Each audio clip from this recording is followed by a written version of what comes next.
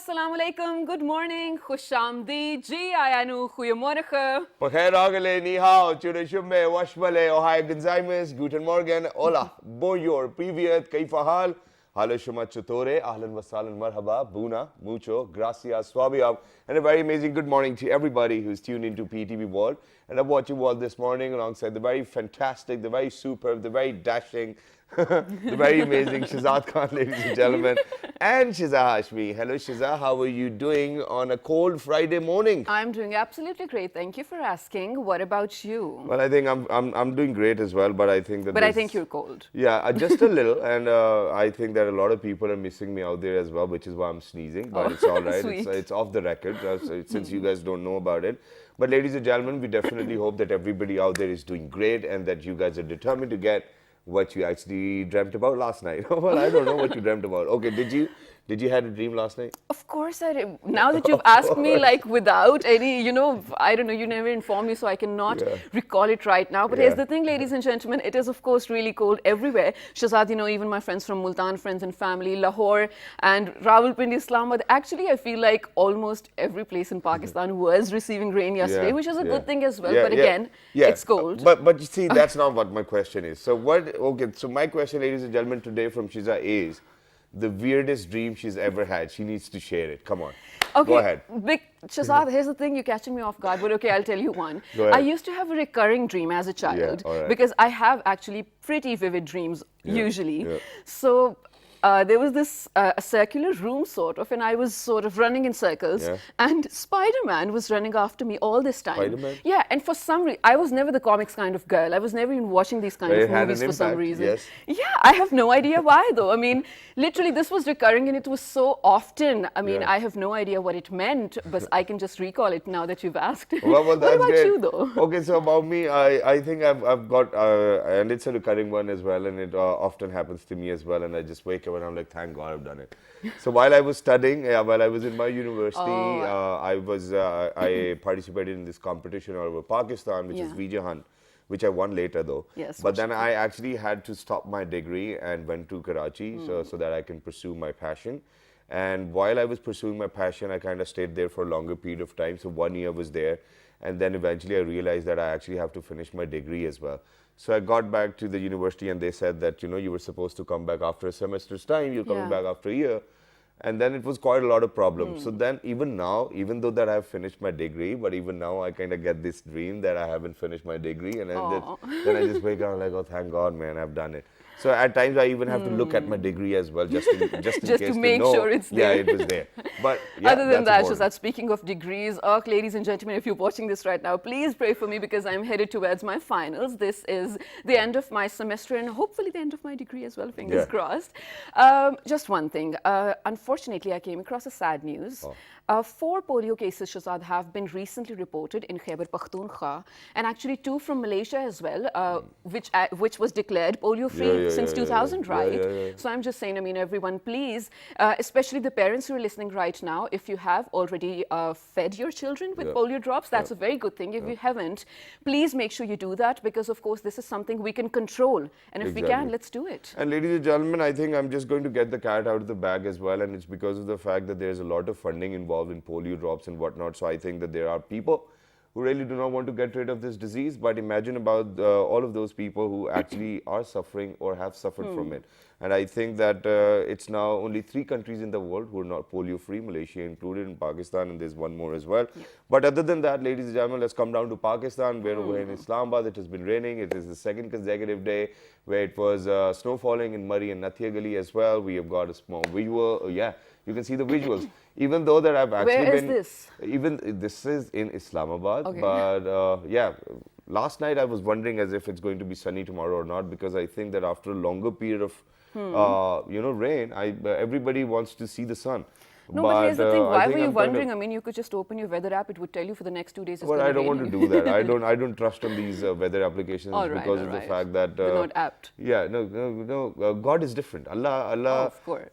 When Allah wills, He just goes with it. So I think that's how it is. But smog definitely has settled down, ladies and gentlemen. I think it's going to get more colder in a few days as well. Please make sure that you keep yourself warm and do not roam around nange paon. Otherwise, your mama will hit you with a slipper. Yeah. That is absolutely true. So, ladies and gentlemen, for all of you who do regularly watch our show, you know this one thing. Shazad and I are actually, our entire team is absolutely obsessed with this topic, and we love speaking about it because I think it's never enough. I mean, even if we do what 50 or 200 shows about it, it's never going to be enough, ladies and gentlemen. More than 22 million children from the ages of 1 to 16 are out of school in Pakistan. Exactly. I know, Shazad, you really don't like talking about it, but last time we did mention on TV, and I'm really proud of the fact that Shazad Khan actually sponsors someone's education, and this was not just primary school. I mean, he's in college now, right? And you've been doing it, which is a great thing. Each and every single one of us can actually make a change. And, well, we do have someone who's actually making a change as well in our studio today with us. Yeah, but before we actually introduce her, ladies and gentlemen, I think that we really need to give her credentials away. So she's the director of this project. That's a great thing. And this project came out of the Active Citizen Project as well program, which was by British Council. I think 2 weeks ago, we even had other students from other parts of the world from this Active Citizen program as well. But other than that, what is very important is, ladies and gentlemen, that in the initial phase, they were actually supposed to enroll.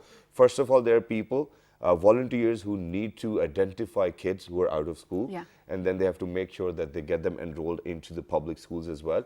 But their first ever target was 135,000 children, which were roaming around on the streets as well, and they weren't going to school.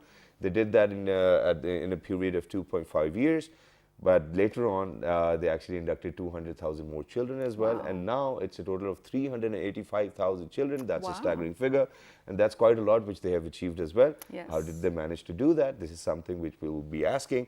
Ladies and gentlemen, we're very lucky that we've actually been joined by the director of the Impossible Summit as well. She's none other than Ms. Faiza Inayat. Hello, assalamu alaikum. How are you? And congratulations.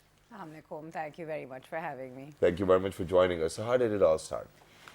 So it all started way back in 2009. We run a program across Pakistan for young volunteers. So we identify young people who want to bring about a change in communities, and then we train them. And we provide them with the tools and the skills to go about bringing that change in their communities. So there was a group of very dedicated volunteers who wanted to do something across Pakistan on a single social issue. And education was identified as the most critical challenge. So we had this bunch of dedicated volunteers who sat down with the British Council, and we came up with the Impossible program. And our primary objective was, as you've already mentioned, enrolling out of school children and actually keeping them there. So I think one of the key things that I think a lot of people need to know about this is that it's the communities themselves that help us do this. So it's young volunteers, it's teachers, it's parents, and it's community influencers, or the Imam Masjid, or the local philanthropist, or local businessman, or a housewife who's really keen to get her children into school. So they all come together to work on this, so we're very proud of the fact that we're across 65 districts in Pakistan. Oh wow, that's amazing. And we have about 450 Mohalla committees. So these are community-based committees that take over or are responsible for 5 schools in their particular areas. All right. Yeah. Okay, yeah, go on, please. Okay, there's a lot for me to say, actually, so I can go on and on about the specifically program. ask, you mentioned so many different places as well, like mohallas as well, communities you're engaging at this point, which is of course great because change has to come from within. So are you guys providing teachers as well, equipment as well, everything, please? No, we're not actually. Okay. So the only thing we're doing is we're working with these communities and these young people and skilling them and giving them the sort of confidence to go about and do this work on their own. Everything else they provide on their own. Okay, so you're mobilizing them. Perfect. We're mobilizing them. The Mohalla committees. So I think before the show we're discussing with Shahzad that a lot of schools don't have enough classrooms. A lot of schools don't have toilets. A lot of schools don't have books, stationery, uniforms, teachers, boundary walls. It's an endless list of infrastructural deficiencies in our government schools. So what we do is these Mohalla committees get together and on a self-help basis collect donations, go to the governments or the education departments and lobby for more funds to provide these missing facilities. Oh, perfect. So that's what we're trying to do. It's a sustainable model. Us giving them teachers or sort of materials is not going to last forever. Okay. So it's something that they need to own and take on. Yeah, And, I think that's great, and which is why I think the ladies and gentlemen, I'm going to add over here as well that I'm going to support this kind of program. And Yeah. it's because of the fact that actually nobody has to look for enough space where they can probably settle all of these kids, you know, and teach them as well. I think that the best part over here, the best idea over here was to get them enrolled into public schools because education is free for every Pakistani citizen over here. Now, whenever we speak about enrolling in public schools, I think that the only problem is to kind of look finding people who were out of school or children out of school and then convincing their families Exactly that. that they actually send their kids to school as well. So I think that would have been the most difficult part, was it? So we started off with the assumption that that is the most critical challenge, Yeah. especially for young girls. Yeah. But surprisingly enough, I think 6 years down the road, I can safely say that's not true anymore. Okay. All parents in Pakistan want their children educated. There's a Even for range their girls and for their boys. for the girls, especially younger girls. We were quite surprised ourselves when we found this out. Yeah. And across the board, and you'd say certain areas are conservative, people aren't Yeah. willing to send their girls to school. With the exception of very few districts, parents want their girls going to school. Challenges are access. Okay. A school's too far away. The parents feel unsafe in letting a younger girl walk to school, which is at a certain distance. Yep. So that was, we started off with that, but we'd actually figured out that the challenges are access, quality, enough classrooms. So it's infrastructural difficulties. Yeah. All right, so here's the thing. This is a small story I'm going to share with all of you. So, you know, my paternal village is somewhere near Sargodha. And we very often used to visit there, especially when we were younger. I don't know why we don't do that much often anymore, but here's the thing. So I had this habit. I really, really enjoyed visiting all the schools over there. Yeah. I don't know for what reason, though. So one very alarming thing for me was, even when I was in, let's say, 7th grade or even later on as well, the students which were enrolled over there, which were, I mean, going from their houses to schools to study, the principal or the teachers over there would make them work. Like probably work for them, mere liye ye le aao, ye saaf kar do, things like that, just to complete those study hours. This definitely, I mean, sort of baffled me as well. So I shared it with my parents, and my dad, for some reason, like spoke with the principal and everything. They were like, "Aise hota hai, aap nahi badal sakte." So, I mean, of course, it is really unfortunate, but it is a part of so many segments of our society, ladies and gentlemen. And when you say that, you know, the issue is not acceptance or, let's say, permission or convincing the parents, the issue is feasibility or accessibility of the place itself. A lot of girls, again, then from that segment of the society, cannot go over there. They don't have washrooms, let's say, first of all. And then they don't have separate classrooms for girls and boys. Even if they do, there is nothing to sit on. Even if they do, then they don't have female teachers. And let's be honest, they're not comfortable studying with the male teacher. That's totally all right. Because, of course, if they're not, then there should be let's say, availability of female teachers as well. So when we're talking about issues that Pakistan faces in terms of education sector, it's not just education. It's not just books or teachers being available. Yeah.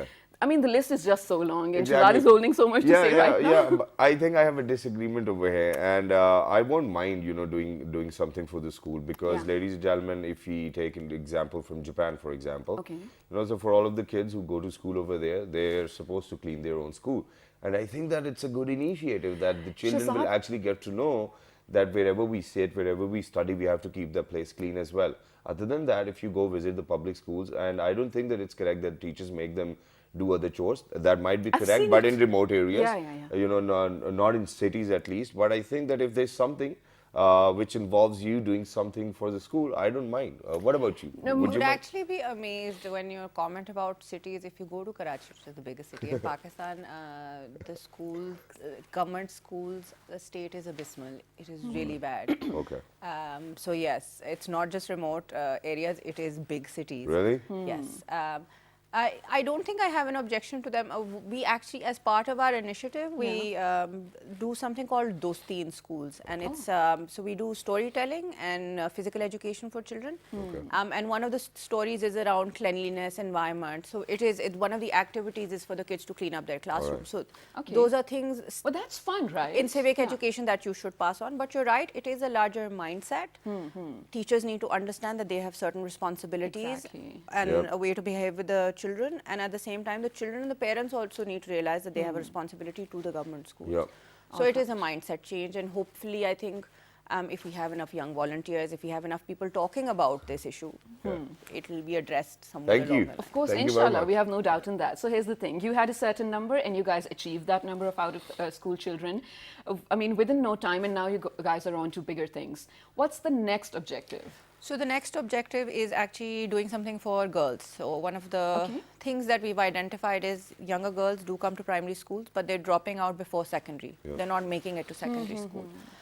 So we're actually looking at designing a program in the same communities which addresses this major gap. So helping younger girls transition to secondary schools and then stay there. So hopefully that's what we want to do Inshallah, next. and That's we'll interesting. definitely dig onto that as well. But there's one thing which I believe is very important. So enrolling 385,000 children is a very high target, Yeah, and it's very hard to definitely. achieve as well. But I think that the hardest part is to make sure that they keep on going to the school. So do we have a mechanism with which we can keep a check whether the kids are actually attending the school regularly or not? So within the program, we've sort of built in certain interventions that focus on retention. Dosti, like I mentioned, is one of them. So it's sports, education. When children enjoy being in school, they will stay on in school. And then on top of it, we have community members taking responsibility. So a volunteer goes to the school every 3 months to make sure the child's in school. If we identify a problem, the child's dropped out because the parents have moved away or the parents are making the child work, then the community is supposed to approach those parents and convince them to send the child back to school. Okay, well, that's great. And I think that the parents really need to be convinced for that as well. But other than that, now what happens is that, for example, God forbid, if I didn't go to school, I was 9 years old, 10 years old, and somebody identified, I went to school. But the kind of curriculum I'll be getting, for example, according to my age, I might not understand it. So don't you think that we really need a different curriculum for kids who were out of school and now they have been inducted, so these are fresh inductions. How do they get to really study because they do not have the basics to it? So there are multiple programs, not run by us. She's got a solution to everything. To everything. No, That's because the great. thing is, this has been done the world over. Yes. It is not unique to Pakistan, Yes. and countries have managed to address this challenge. Alhamdulillah. Yeah. So we just need to get on the right track and Yeah. do it. Follow the pattern already. That's Right? why I'm asking, yeah. So there are curriculums. They're called accelerated curriculums for children who've been out of school. So you manage to get them up to speed in 2 years or 2.5 years. So if they haven't been through primary, you put them into the accelerated programs, and at the end of it, they'll be able to move on to secondary in 2 years. The curriculums are already available. We're not reinventing the wheel here. Yeah. Everything exists. It's just about making sure the problem's recognized and you've put a solution into Yeah. place. So Right. we have such programs in Sindh. I believe there's a pretty big acceleration sort of Acceleration program for kids who All have right, met that's perfect. That does make sense. But here's the thing. So I was reading about your program, and it was very interesting when you're talking about volunteers. You did mention, of course, that you're mobilizing them themselves to, bring about the change. But so I know this, but for everyone out there, please explain that one volunteer is, supposed to bring XYZ number of students to school and then teach them. Please let us know everything. So it's a very simple model. One volunteer, 10 out-of-school children, and then they're supposed to mentor and make sure that the 10 out-of-school children stay in school for the next 3 years. Oh, okay. And again, I was just telling Shahzad before we started the show that some of our volunteers are so committed that they've done more than 10. We have volunteers who've enrolled 50 students into schools. That's impressive. So it basically depends on the level of commitment and the time that a young person has to dedicate to the program. So we have all sorts of numbers from 10 to 25 to 50. And it's great. So how so we can be volunteers Yes. as well? And Anyone. the program is Anyone. still ongoing. Yes, so we run till end of December next year, and then hopefully the third iteration for. Well, that's good. So Yeah, now good. when I go out and if I see a child who's not going to school, identify, and then I kind of connect you guys with the kid, and then you guys will get the kid enrolled. No, but then you have to teach them for Yeah. certain years as I well. think Not I have to teach, mentor but him. sort of mentor. Yeah, okay. mentor him for 1 year. But now, okay, so I have experienced this myself while I was growing up, even though I didn't go to public school. But I've seen that, to get your child inducted in a public school, you really have to get a few phone calls made as well. Because the principal is not willing, or the number is already so large that they cannot actually help a kid. Yeah. So what do you do? What do you guys do? How do you guys go about it as well? We are not really functional in the urban centers as Okay. such. We are Karachi to some extent, not Islamabad. These issues do exist in Islamabad, so I know there are very few government schools, and you do actually Yeah. have to make phone calls to get children inducted. In the remote areas or the slightly urban, semi-urban, rural areas, the issue is the fact that you just have one classroom and you already have 100 kids. Yeah. Right. So again, this is where we involve the Mohalla committee members and the government departments. Okay. And the Mohalla committee members lobby the government departments to raise funds to allow them to build extra classrooms. Yeah. Or in this case, in the case of our particular program, the communities raise the funds to build extra classrooms. All right. So that's how they're going about addressing this challenge, but it's huge. One of my pet peeves with the whole sort of education challenge is the fact that we're not even keeping up with our current population, Okay. Yeah. but the state, provincial departments need to recognize that there's going to be future children being Yeah, born in of course. Pakistan, and they're going to need to go to schools. Yeah.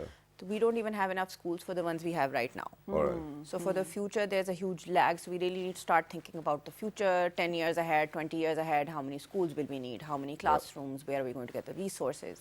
Absolutely, So absolutely agree. Someone needs to think about this. Yeah, and thank God, ladies and gentlemen, that somebody's actually thinking about it. But the next question, I believe, is going to be an interesting one because the enrollment rates are quite high in GB and AJK. So what about the other provinces? Are you guys actually primarily focusing on where the number of enrollment is lower, or it does not really matter? So when we were initially identifying the districts we'd work in, we looked at enrollment rates. There was a very interesting Alif Elan report that used to come out, and then there was an ASA report that Yep. ranked districts. So we used that data to identify the districts which had the lowest enrollment Yeah. rates. Okay. And those were the ones that we actually started working in. So GB, as you mentioned, and AJK have relatively higher enrollment rates, Yeah. literacy rates, Yeah. as when compared to other sort of parts of Pakistan. So which is why we're not present there, but we're always looking to expand and hopefully. But if you get volunteers from there, so then probably. Why not? You know, so if anybody, ladies and gentlemen, in GB and AJK actually finds children who are out of school, you can definitely contact us as well. But one last thing before we wrap up, and that is that you have been a part of this program ever since the program came into being. I'm not very sure whether it was your brainchild or not, but that's something which I'm going to ask you as well. But whose idea was it? You know, out of this Active Citizen program, somebody thought that, you know, we're going to do this. Who was that? So I think it was the idea came out with the entire team. So Shazia Khawer is our regional director for society at the British Council. Alright. So she was a very, very integral part of this program. Plus, like I mentioned, the volunteers. So we had a team of 15 people. We called them the steering group of Ilm Possible. These were young Yep. sort of community activist volunteers again. And they're the ones who sort of conceived the program. And then the British Council obviously helped them implement it or sort of Exactly. design and then. And that's great, and we that's wish you great. best of luck for near future as well. Thank you very much for being with us. It was wonderful to have you. And it's great to know that people are actually working towards a better Pakistan and a better community and a better society, ladies and gentlemen. Obviously, education does help. But then at the same time, I think that for all of the shows we have done over the years, I do keep on saying that as well. But I think that this is the most feasible program I've ever come across in speaking about out-of-school children. And I think that because nobody's being burdened over here, and you know, public schools are out there. You know, the education, the Constitution says that the education is for free, and I think that this is the best thing that the British Council and the Active Citizen Program has come up with. So Absolutely. kudos to you guys as well. Thumbs up, and please make sure that you continue to strive for excellence. Absolutely. So, ladies and gentlemen, if you know any out-of-school children and if you're interested in, you know, being the element of change in the society, do contact them or us. Yeah. And also stay tuned because in the next segment, we have something very exciting for you. Good morning. Let's do this.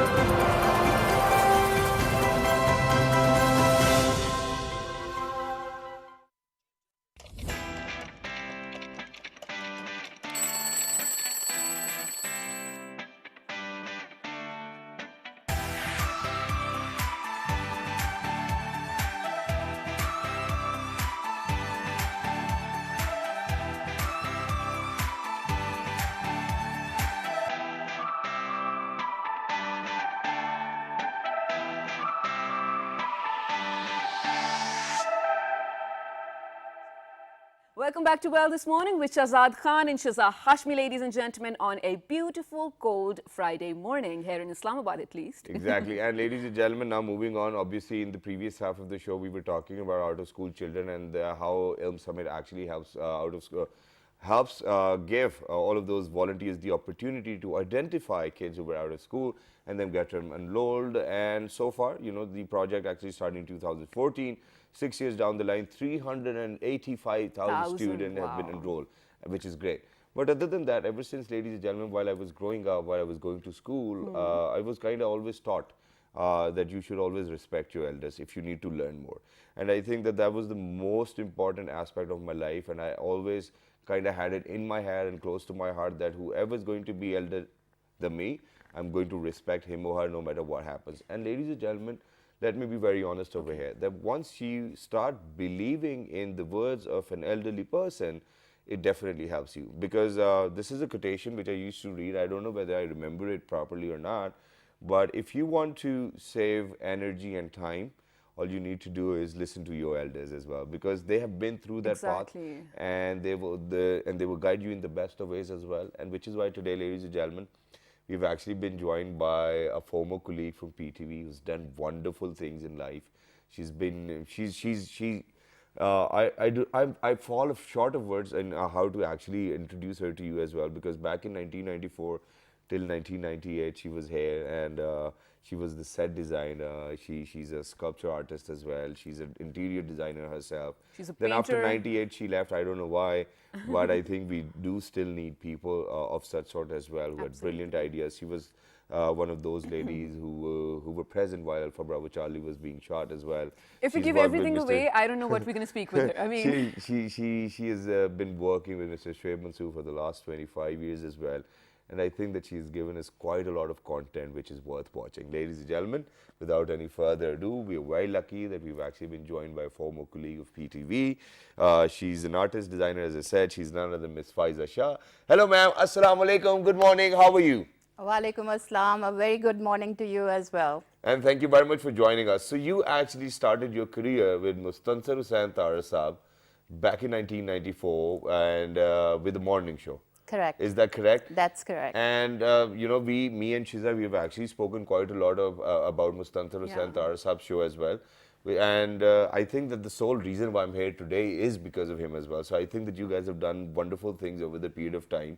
And we really want to know, how was it back in 1994? It was wonderful. Whatever I am, I learned a lot from here. Well, and as you know, there are no institutes or schools to learn set designing. So whatever I learned was through on my job. Yeah. And I learned a lot from Tarar Sahab. My contribution towards the program was just the set designing. Right. And it was Mrs. Sophia Latifi.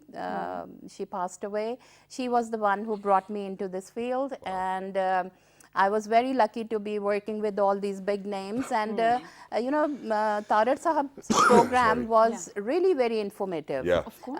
Every day there used to be something new that I learned, so it was like an institute for me as well. Absolutely. So besides learning on job regarding set designing and other stuff, I was gaining so much knowledge. It was like a university for me, and unfortunately I have to say that now the programs are very good, morning shows. I'm not criticizing or anything, but I would suggest that if more information you know, regarding Pakistan, regarding the world, regarding different things, science, art, technology, you know, if that is given more importance rather than your dressing up and your makeup and events, you know, that is something personal that everybody learns, you know. Thank you very much. And I think that's the reason why you've opted to come on our morning show as well. It's great to have you. No, but thank you so much for saying that. We both agree with you. So here's the thing, of course, I do understand there's a growing culture of, like you already mentioned, of, you know, pomp and show in the morning shows as well. No one really likes to start their day with all of that, you know. But ma'am, when we were talking about, you know, you being in PTV, you said I was just a, you know, show designer or a set designer. Correct. It's not just that. I mean, you know, the show that goes out on screen, It is an entire collaboration. I mean, it's not just the host or the cameraman. I mean, it's just so much work. Of course, we're so proud and happy to have you over here. But ma'am, here's the thing. I mean, you're here after so many years now, in PTV specifically. Do you feel, I mean, there's a change? Of course, people are different, but in terms of production now, in terms of the things that content that we're making as well? Yes, definitely. One thing I'm really proud of being part of PTV is a lot of things have changed, new technology, new styles, everything, new faces, of course, but the standard of decency is still there. Yes. Yeah. So when you're surfing the channels, the moment you switch to any PTV channel, news, home, world, whatever, you feel that decency, that, not that hullabaloo, Family and shows, yes. you get anxiety attacks watching some channels, Yeah. So that decency and that subtle thing is still there, and I mean, I congratulate you and your team for hosting such a beautiful Thank you. program. Thank you. Thank you, Alma. ma'am. So here's the Highly thing indebted. again. Of course, you have so many things to your name, mashallah. I mean, I just can't, I don't think we can cover that. But here's the thing. The hands, we're watching right now, the hands of an artist, because you mentioned you sculpt as well. Yes. And in the National Museum as well, there are so many pieces and murals that you've produced. When did you start doing all of that? Did you just, I mean, was this a passion ever since you started working? Yes, I would repeat that sentence. मुझे बचपन से शौक था. And it's absolutely true, because I started, as you said, when I started when I was 2.5 years old. Okay. And I'm very lucky that my mother saved those drawings, not all of them, but most of them. So it was God gifted. Yeah. And then later on, of course, it turned into my passion. My studies were in fine arts. So I'm very lucky. I'm one of those people who studied in the field they loved. And practically as well, I had been working in the same field. I stuck to my field. And that's great. And ladies and gentlemen, I think I have a message related to that as well. That, if you start doing something which you love the most, so there are going to be highs and lows. Please make sure that you stick to that particular field, because your heart and soul resides in it as well. But very quickly, ma'am, there's one more thing which I wanted to ask you. And in fact, there are two things. I'm sorry that I'm very keen in asking questions as well. You can ask me Number three. one, since you have lived abroad Yes. majority of your life now, Yeah. how is it when you come across a channel which says PTV World or PTV News? What kind of relationship do you have with PTV when you were abroad? Is it do you nostalgic? watch it like all the time, and your kids are like, oh mom, can we please watch something else now? Is it something like that? The thing is, no matter wherever you are in the world, you are always a Pakistani. You will Exactly. remain Pakistani. No matter you change your dress, you change your accent, you change your ways, whatever you do, basically inside you'll remain where you belong. Dil hai Exactly. Pakistani. Dil hai Pakistani. So, of course, when you switch the channel abroad and you watch that, you feel at home. Yeah. Wow. That sense of connection, right? Yes. And I think yes. that's the best feeling as well. And now coming back to my second question, where, at the start, ladies and gentlemen, I mentioned that she started working for PTV in 1994. Now, that is the time where not a lot of women were actually allowed to go out of their houses of work. And PTV being one of those institutes where I know for sure that women have been respected, like out of the way. People go out of the way to... PTV World has an amazing environment. Yeah, exactly. So talking about that, how was it, and what did your family say back then when you were a set designer for PTV in 1994? Were they like that, you should actually do this? And were they like, oh, khawateen to bahar nahi jati kaam karne? But since it was naturally given to you, how did you use it to your advantage? You are taking me back as if I was in, 1900s. Yeah, that was 1900. It It was was, 1994. but not, yeah. it's not that long ago, There were a lot of So women it's working. just like 19 and 20, yes, 6 and 19, 25 years ago. Yes, 25 Silver years Jubilee ago. almost, yeah. Yeah. There were a lot of my women colleagues were a lot of here, and nobody had any issue. Our male colleagues were extremely respectful towards us, very helpful, and we never felt anything bad about it. And talking about my family, my mother was very reluctant Wow. for me to join PTV. Yeah. But as I was approached by, as I said, Sophia Latifi, a very senior producer, and she knew our family. I mean, we were the third generation. So she said, "Nahi, aap bhejte hain, main wahan pe hu." But my father was always behind me. Okay. So he said, "No, let her do whatever she likes. She knows how to carry herself. She knows which family she belongs to. So don't worry about it." And Alhamdulillah. You see, I have come here after 25 years almost, and I feel so proud. I walk around the corridors with my head raised up, and you know, I feel very welcomed back. Of course, you are welcome. The thing is, it's not the institution or it's not the area you're working, it's yourself. Whatever you present yourself, you know, the way you carry yourself, people will treat you that way. Exactly. So one should always, you know, work in such a way that when 25 years pass, people still respect you, they welcome you, and you feel proud. MashaAllah. And it's great. Yeah. Yeah. I'm sorry, I have Go a ahead. question, but Go I've been ahead. holding this back for so long. We have a lot of questions Yeah, today, we have ladies so and many gentlemen, questions. yeah. Here's the thing, it's a very good thing, first of all, your parents were supportive. And for all those who don't know, even her mother is here with her today as well. I just met her. Yeah, she's so supportive, mashallah, so much. But here's the thing, ma'am, Shahzad and I have this issue. Genuinely, this is an issue, you know, for all the people who do come here, who have, let's say, been working for so long that now they choose to retire. But they have so much expertise, just so much to themselves. We really would want to see you or people like you now training or mentoring the younger generation to have, I mean, similar assets like you do, or similar skills and talent like you do. Do you ever think of doing that? I was doing it. Okay. It's not that I stopped. The thing is, after leaving PTV 98, I didn't stop working.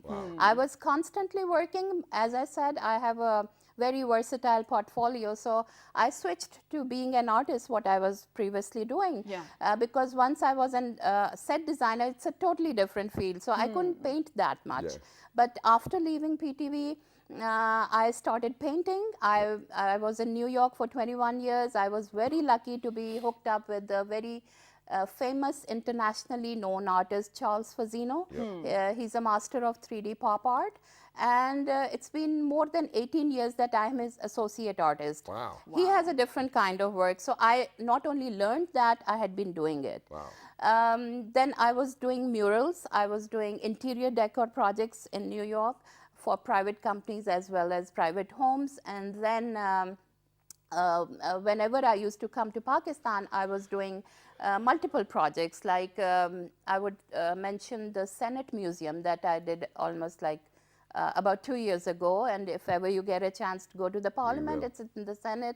Then while I was still a student, I did murals in Museum of Natural History in Islamabad. They're still there. I remember my boss that time, when I visited after a couple of years, he said, because they used to be somewhere else, now they have located to a new place, a bigger museum. So they said, the murals you painted were so nice, we couldn't leave them behind. So they took them off and they have displayed in the new museum. Wow, And that's it's just amazing. great. And just And sorry, about the question of teaching the people.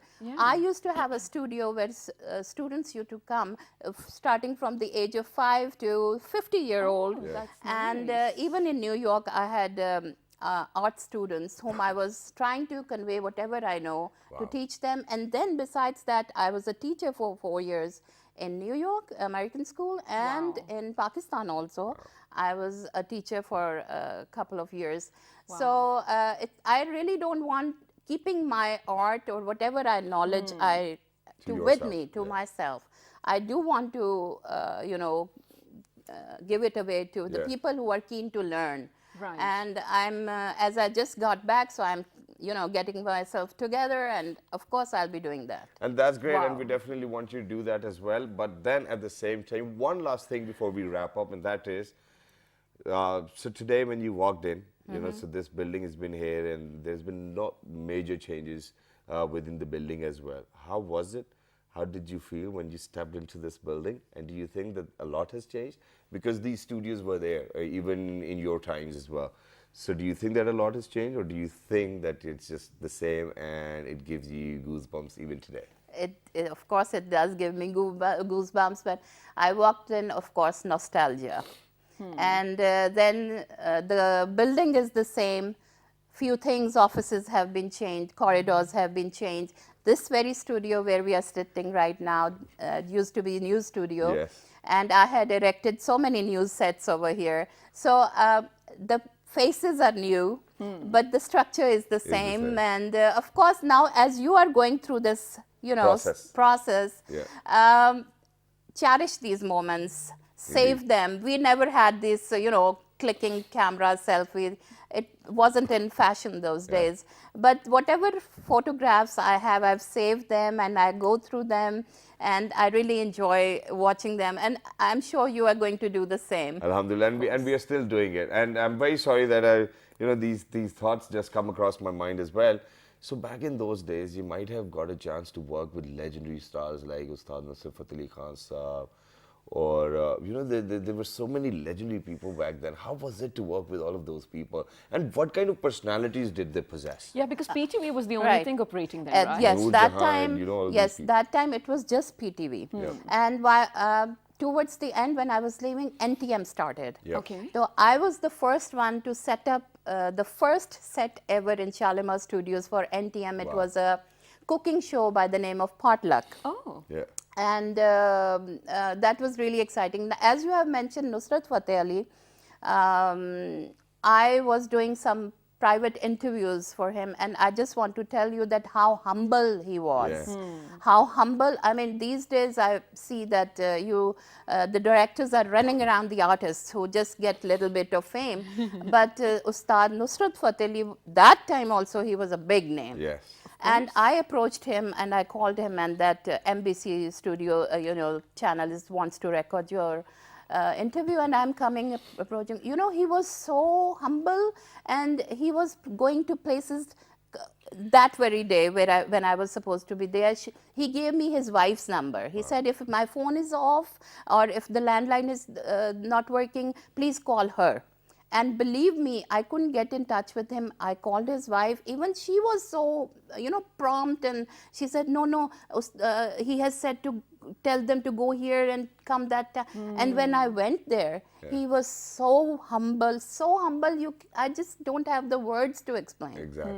So, you see. I think they were the real stars, to be Yes, honest. yes. Yeah. And they never felt they were stars. Exactly. I They think never showed.